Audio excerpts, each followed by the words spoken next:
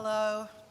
So the topic is failure, and somehow I am called upon to speak about failure very, very often. So I don't know if God is not finished with me on that topic or what it is, but here I am again to lead us in a conversation about failure. I'm well qualified. My last company in Silicon Valley went bust. It was an online management education company. We were a darling. All the Wall Street investors were dying to be the ones to take us public in January of 2000. I took over in February of 2000, leading that company, and just months later, the entire dot-com bubble burst, and we survived about 18 months after that, and then we failed very spectacularly. So I'm well qualified to talk about this subject. And I will say that, this was not a pleasant experience. I laid off 120 people in one day and said, thank you very much, you did a great job, but we're done.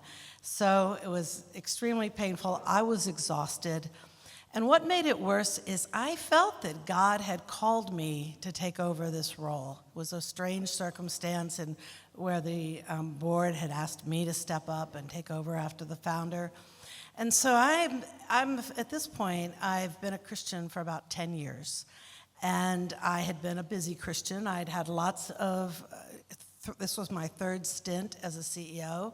And so I didn't have a lot of discipleship time, but each time I had felt like God had called me to that role. And so at this point, I'm like, God, why would you ever call someone to a role and have them fail? I just, I'm just wrestling with God over this and thought, well, I need to take a break here. I can't just think I know this calling thing. I need to spend 6 months with God and really try to figure this all out. And in the course of that, I can say that I was haunted by this failure. I was haunted by the things that I did that could have contributed to the failure. And I'm thinking, this could be the rest of my life. I could just be running this, you can't sleep at night.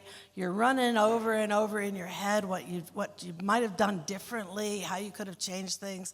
So I'm thinking, how am I ever going to break out of this? And thanks to God, I ended up taking a week-long course at Regent College in Vancouver that caters to professionals that can only get away for a week for a class. And in that class, a class on leadership, I thought, I got to just get back to the basics here. What is Christian leadership all about? And in the context of that class, we watched a film that God used to totally put me at peace from that point on, really, from that first month on. It was a film about an Arctic explorer named General Nobolis. And he had been a successful explorer, but on this particular, his final expedition to the Arctic, his dirigible collapsed and he lost a number of men, and he was vilified for the way he handled it. And so the whole film was flashbacks. This is 40 years later. He's been stripped of all his honors that had come before, and he's still wrestling with what had he done wrong, and if he'd only done this, and it wasn't fair, and he was defending himself in his mind. And I thought, oh my gosh, we're watching this film in the class. I'm going, this is me. I could be 40 years from now just wrestling with this. But it was a secular film, but it ended with this message that, of course, he did things wrong. He needed to forgive himself. And it just really hit me, number one, the freedom of course we do things wrong. And then on the other side, no, I can't forgive myself, but I have a Savior who can forgive me. And that wasn't the intent of the class, that wasn't the intent of the film, but God used it to help me go deeper in understanding how much and how often and how needed God's grace is, God's mercy is, God's forgiveness is, and how that shapes and can shape our life. So the gift of that failure for me was going deeper in understanding God's forgiveness. The other gift was, excuse me, so I do need a water. Can you open that for me? The other gift was only something I could see after a time. But the last day, I told you I laid everybody off. Not fun. I'm calling everyone together into the room. Thank you.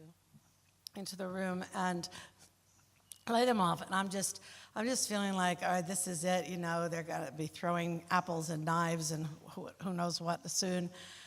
And someone stands up in the back and said, I just want to give Katherine and the management team, I'll cry when I say it, a standing ovation for how hard they've tried to make us succeed. And the whole company stood up and clapped. So I couldn't handle it that day. I could only handle that looking back and recognizing the gift that was. It was like in the midst of the ugliness, there was this little glimpse of God at work in the midst of that failure, in the midst of that situation. And I will say it took me months to be able to accept that gift and really say, hey, that was not a fluke, that really happened. I can really embrace that gift from God. So that was one beautiful outcome out of a failure. A second was I had decided to take 6 months to sort of wrestle with God. Jacob there on the mountain saying, I'm not giving up till you tell me what this is about, this calling thing.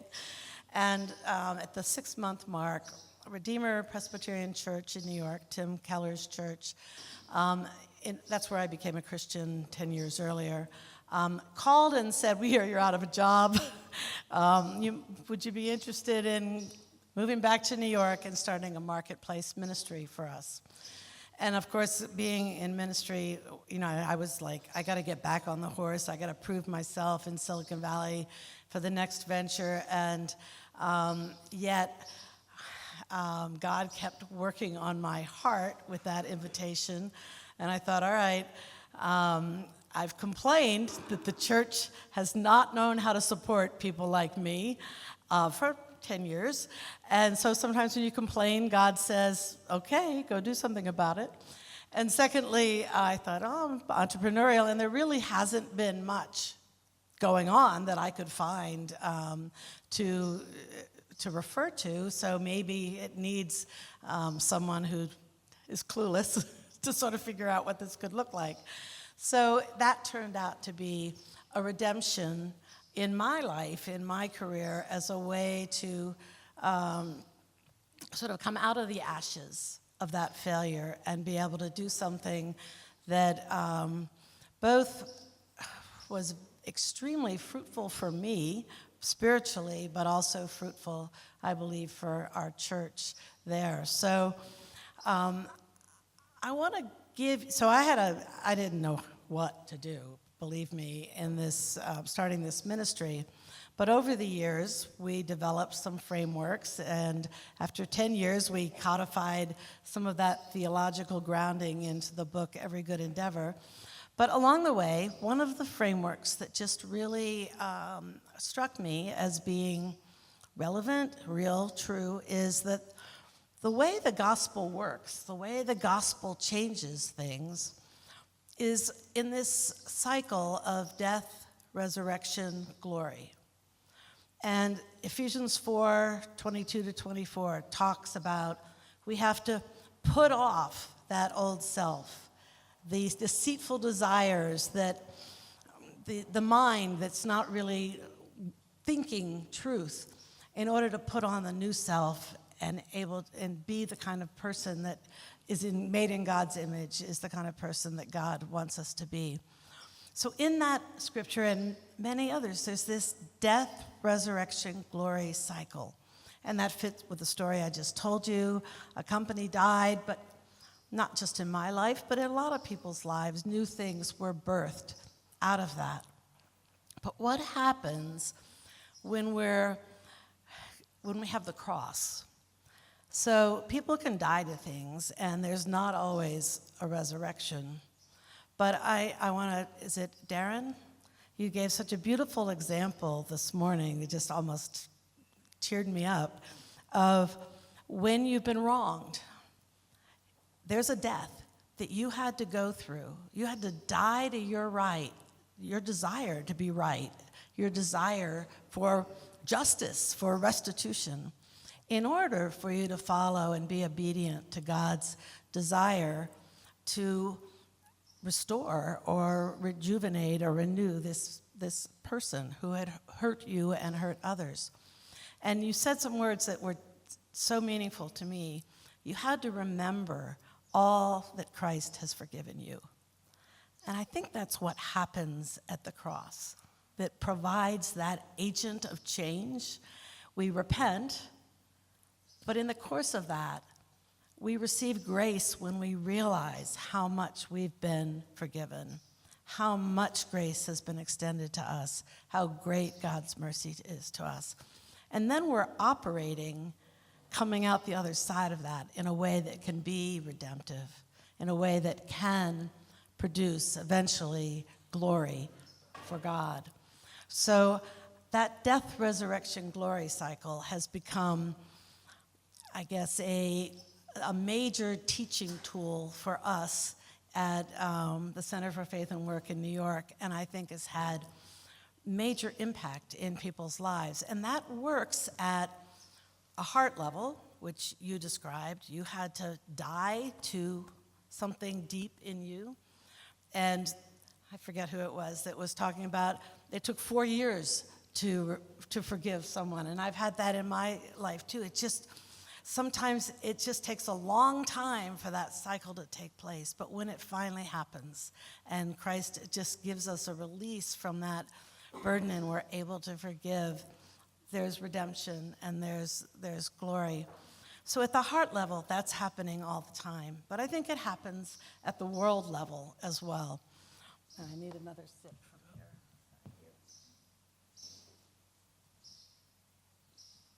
Thank you. At the world level also. So I started the Center for Faith and Work in 2002, and I had about 15 different groups by different vocation, all led by leaders in the congregation. And one of the groups, because New York is deep in financial services, was a financial services group. It was very large, had lots of people, great leadership. But they honestly struggled more than any other group with understanding God's purposes for their field. They went into it, most of them, to pay off their college debts, their graduate school debts. They went into it because they wanted to work with a lot of smart people. They went into it because they just wanted to get rich fast, and then they'd do something good for God maybe later on. So when we were every group was trying to just struggle and sort out what is God's purpose for their industry, their field of work, and the financial services people just kept getting stuck. Until 2008, and there was a global crisis that originated in the banks that some of our people worked in. Whole banks collapsed, jobs were lost, but it affected around the world. And I think it was just this amazing death to this dream of flawless, just continuing to make more money and more money and more money, and financial services is king. It was just this death to that industry for a number of years. And in the absence of the fruit, in the crisis that happened, they began to see, we are significant to the way the world works. When we're wrongly run, we create damage. We need to be rightly run in order to be bear fruit, bring flourishing to the environments that we're in. So they began to look at what could they do in their small sphere. Some of them went out and started their own firms. Hedge funds, worked for family foundations, whatever. But they began to look at what could they do to bring redemption into the financial services industry, and I think that's what a lot of you are talking about in this collection of people today. So that death, resurrection, glory cycle was working at a societal level, not just at the individual, personal heart level. So, and it certainly works at a relationship level. We need to forgive and absorb the cost so often in order for our relationships to point to God and give God glory. So that was a significant teaching, a significant lesson in terms of how you handle failure. The other thing I want to talk about is about leading change. I don't know if you've ever read the book by two Harvard Kennedy School faculty, Ron Heifetz and Marvin Linsky. And it's called Leadership on the Line. And I just loved this book, and it's a secular book completely, but through common grace, it has got so many pointers to God's truth. And it starts out with leading is hard because leaders lead change, and people resist change. And so the whole book goes on to, how do you manage through this resistance? But the reason people resist change is they anticipate loss, and loss is associated with pain. And it was just so powerful for me to think, in a way, this is a death, resurrection, glory cycle. We have to be people who guide people through loss, through a death to something they know, in order to give them a vision of what it could be on the other side. And I think that applies to evangelism, for example. I was a late-in-life Christian, and people that I knew, many people, were trying to pull me into the fold, and all I could think of was, I have to give up Sunday mornings? You gotta be kidding. That's when I get downtime. That's when I get to read the paper. Come on. I have to, there's a whole bunch of things I was thinking you have to give up then. And so all I was seeing as they're going, become a Christian, it's great, was loss. All I could imagine was loss. And I was blessed to be under the teaching of Tim Keller's sermons. I'd go in, I wouldn't talk to anybody. I'd walk out, I'd sort of stomp around and say, if this is true, man, this is going to be a mess to my life. And now I forgot my main point. Excuse me, let me get my brain back here. I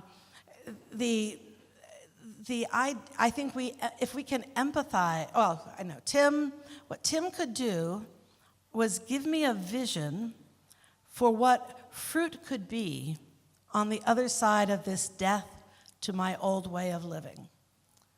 And I think that that's what we're called to be as leaders, to be able to imagine, and you've talked a lot about imagining, reimagining here, imagine what our lives, our work, our families, our cities, our country could be like if we could lead people through that experience, the pain of loss, the pain of dying to something that they've, even if it's bad, that they've grown accustomed to, but to be able to get a more God-sized vision of what could really be.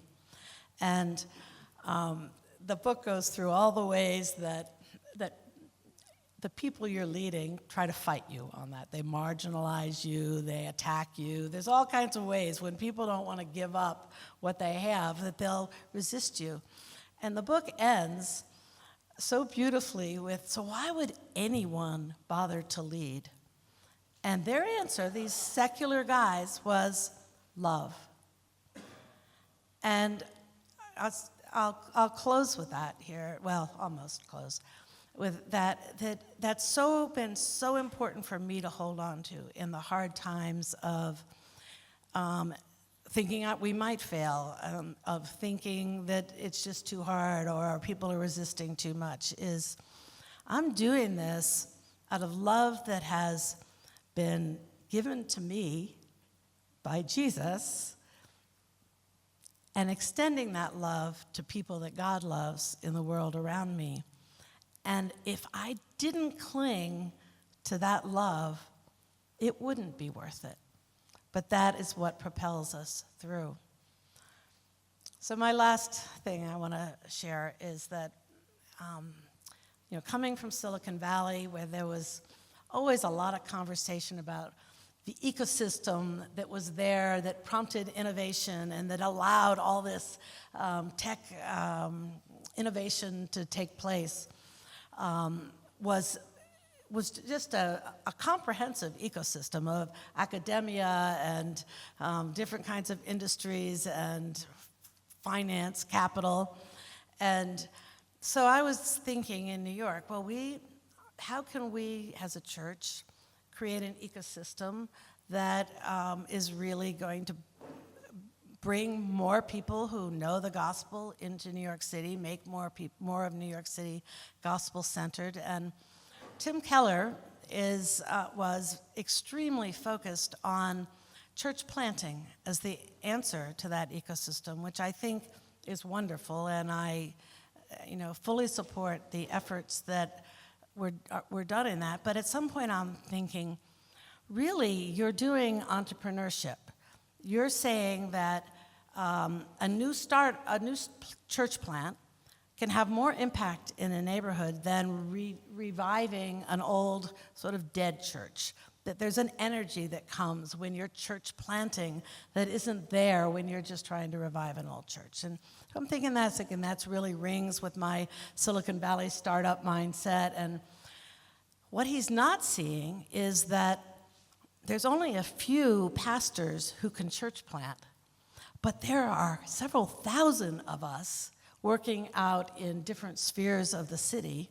So why can't we foster entrepreneurship in the same way that we're fostering church planting and empower and equip and support entrepreneurs in these different spheres? So believe me, this was a really hard sell in a church environment. But because we did the church planting, I was able to use that parallel. And we were able to start an entrepreneurship initiative. I raised some outside money, so the risk wasn't coming from the collection basket, and was able to do an annual business plan competition. And we promised to award small seed money to one business venture, one not-for-profit venture, and one arts venture that seemed to have promise. And truly, in my mind, it was a discipleship opportunity. I thought, this is on-the-job training. If you want to apply to this, you've got to go through our training so how do you do marketing distinctively as a Christian? How do you create an executive team distinctively as a Christian? So I had this pool of wannabe entrepreneurs that I could provide some discipleship training for. And similarly, and now that I'm old, I feel I can say this comfortably, the old people had the most resistance to this idea of gospel change. So I would get the older people in as judges, but I got to disciple them in the course of how to be a good judge. So it was really the only way I could reach them was to pull them in for their expertise and then get some little on-the-job equipping as we went. And over the years, we funded with $10,000 or $20,000 US, 3 ventures a year for about 8 years. It's no longer going after I left, but it was just an example of, for me, a beautiful example of empowering the whole church to be out there and also getting sort of some permission to allow some of those to fail, because it was startups after all, and it was early on. And understand failure better in the context of God's ability, God's desire for us to take risk, and marrying that risk with, sometimes there's failure that by definition with risk. So I'll leave you with, I hope that in this ecosystem you're creating, there can be some healthy partnerships with churches, because I think there's a lot of potential at the community-based level with doing that. But believe me, I recognize that's often a hard partnership to get going and to keep going. So let's see if just close with, the gospel really does change everything, and we can cling to that as we work together. It's been a privilege to be able to sit in with you all day today, so thank you very much.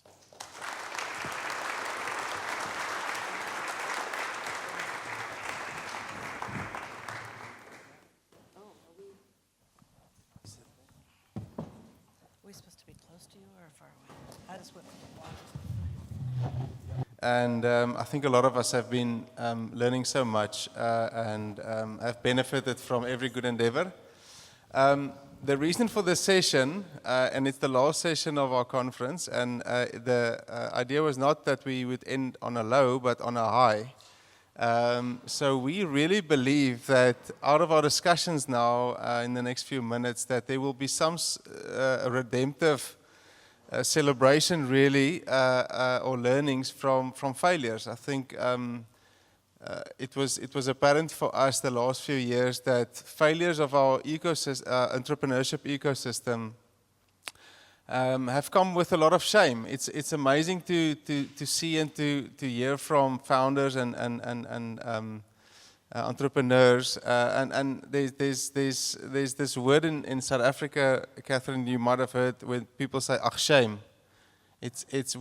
We only use it in South Africa, but it's to say, I'm so sorry for you, ach shame. And when someone's venture failed, we said ach shame. And it's such a bad word. It's just the word shame, and we speak it over that person, right? Now you failed, but we say shame on you because you failed. And it's really something that we thought will open up some vulnerability also amongst our group here, is to talk about our failures and to have liberty to talk about it. Most conferences will talk about the winnings and the awards and the successes. Jesus doesn't call us to be successful, but to be faithful and obedient. Jesus himself, in the eyes of the world, died a failure. He failed because he died. He was crucified.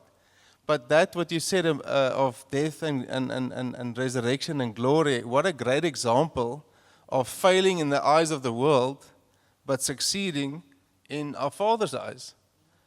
So I think with that context and with what you said, I want to ask Chris to share some of your experience around failure. Well, I want to add something that I think there's a component before death, and it's life, or seemingly life. I remember sitting in my fancy office in 1999 running a big multinational corporate.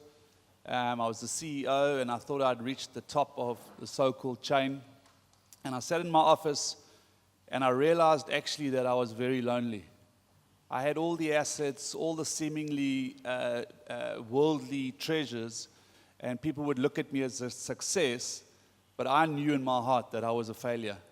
I didn't have one person, not one person that I could say was my friend. I hardly knew my wife, I hardly knew my kids, but in the world's eyes I was a hero, but actually I was a failure. And I'll never forget that moment. It was about 6:30 in the evening, everyone had gone home, and I said, Father, I'm asking you to give me a testimony. I want my own story. Probably the worst prayer I've ever prayed in my life. Because what happened over the next 2 years was God began to strip me financially, but restore me relationally. And it was probably the most painful journey to go through, but also one of the most liberating journeys. And from that day on, very soon after that, I started my own business in 2001 and with my brother. And I had accumulated some wealth and some capital, and I hit the world of entrepreneurship. Well, to cut a long story short, for 18 months, I didn't earn a salary. I was putting in to fund the business, and the so-called capital that I'd accumulated over 10 years just evaporated. Absolutely got decimated. I sold every policy I had, every life insurance, every car we had just built. Wanda and I just built our dream house. We'd overcapitalized. I was highly leveraged. Interest rates went to 24.5%. I don't know whether you guys can remember that in the 2000s. I was on a road to destruction. And I literally would wake up every morning and say to Wanda, do you think this is the tire that's going to turn the cycle? And I would walk out very optimistic, and I'd arrive home, shoulders drooped, another day of failure. And for 18 months, I did a great job of losing every single cent we had. But the incredible thing was that the Father was incredibly gracious to me, because He began to let me understand the value of friendships, the value of people. I'd seen people in the past as merely a means to an end. I didn't see value in them. And God began to open my eyes to the value of people, as He was, on the other hand, stripping me financially. When looking back now, I realize it could have been so easy for God to bring somebody alongside me and just write me a check. And actually, but that wasn't His intention, because He was so intricately concerned about my character. That's what He was interested in. And after 18 months, I literally didn't have 1 cent left, no word of a lie. I didn't even know how I was going to pay school fees at the end of the month. I can still remember the road that I drove along, Umhlanga Drive. And I was driving home from work, and I said, Lord, I know You're in this, but I'm beginning to panic, because I can't read the last chapter here. I'm in the middle of the book. Please show me the last chapter. And that was literally all I prayed. I'm beginning to panic. I went to church about 10 days later, sitting about 5 rows from the front, and a preacher got up, and in the middle of his preach, he pointed at me. And he said, I feel the Father say you don't need to panic. It was like heaven had given me a fax. He came down and he prayed for me. I don't even remember what he prayed. All I remember was that word panic, because no one knew that I'd prayed that prayer. Literally 2 weeks later, a multinational, it's still my customer today, Nissan South Africa, phoned us, and we did a multi-million rand deal with them. And what had taken me 10 years to accumulate, 18 months to lose, God restored literally within 12 months. And it's a story, because I remember when I was going through it, the thing that I battled with the most was, number 1, loneliness, and number 2, shame. Because I felt people felt I was a failure, that I was failing. And I was failing. That was probably the biggest battle I had to fight. And it's something that's always kind of, I'm reminded of it. When I see entrepreneurs going through, or seemingly going through failure, I always ask myself, what's God doing to them? What's He wanting to teach them? What's happening in their character? And I think, especially in a South African context, even from an investor perspective, I think we need to be careful that our lens is not blurred, because people are going through a journey with God. And we think failure is a shameful thing.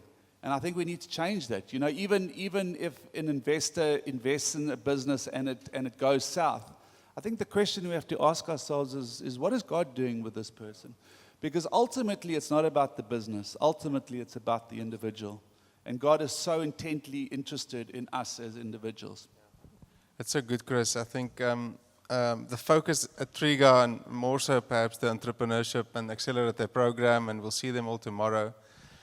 The person has been the focus, because we know perhaps that the project that they're currently working on, what are the success rate of early stage ventures? Not great. It's amazing to see actually the survival rate of the Triga community.